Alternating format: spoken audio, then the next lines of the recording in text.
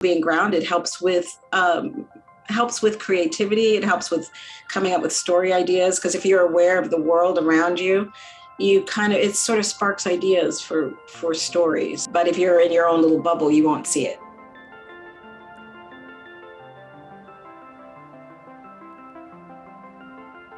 I always loved writing from the time that I was a child, in grade school. So, and I hadn't really thought about animation writing until I got older, and I moved to Los Angeles, and I ended up working for an animation studio. It was something that I hadn't anticipated. I was actually hired as a temp worker. And so I was assisting the producers. There were two producers. And while I was there, a job opened up in the animation studio for the writers department.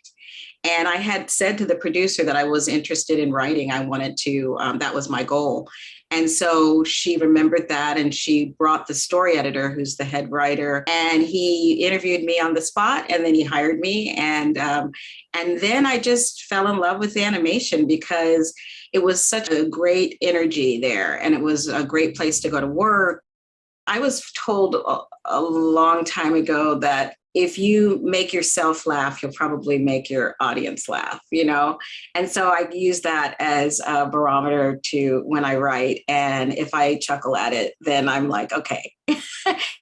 One of the things I do, and I'm not saying I do this every day, I'm not perfect at it, but I do meditate. And that's one of the things I like to do first thing in the morning. It just feels like it grounds me, and it also gets me ready to be creative for the day. I can also focus better. Also, knowing what's going on in the world. I belong to a neighborhood group that likes to get involved with community issues. And right now, one of the things they're doing is trying to help the homeless situation in our community.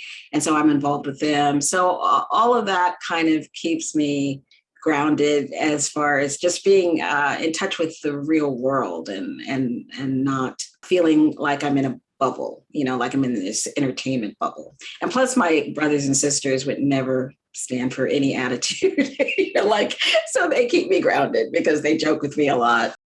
Just take animation as seriously as a craft, because it's something that you get better at as you do it, and, learn how to write an animated script, because it is going to be a little more detailed in the action. And so you want to be able to do that. I had a story editor recently, I say to me about, there was something that I wrote that I kind of wrote really fast, and I didn't explain it enough. And he just said, unpack this, and I love it because it was just very simple. I was like, yeah, you're right.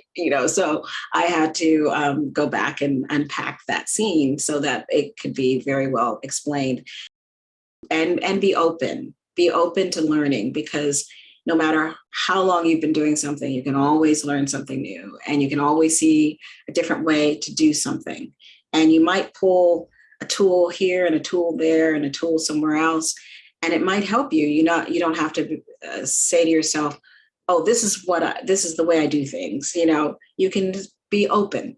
And then if it helps you, great. If it doesn't, you can disregard it. If you're interested, learn about animation, watch animation from TV to film. Be persistent and don't give up. I don't know who said this, but someone once said, the only people who don't make it are the people who give up, So I think you just keep going. Yes, definitely be passionate. I should have mentioned that, because you're not going to want to do animation or writing for kids if you don't love it, So you really, really want to love whatever you do, because then you're going to keep doing it. And you may have this day job, but at night, you have this passion that drives you.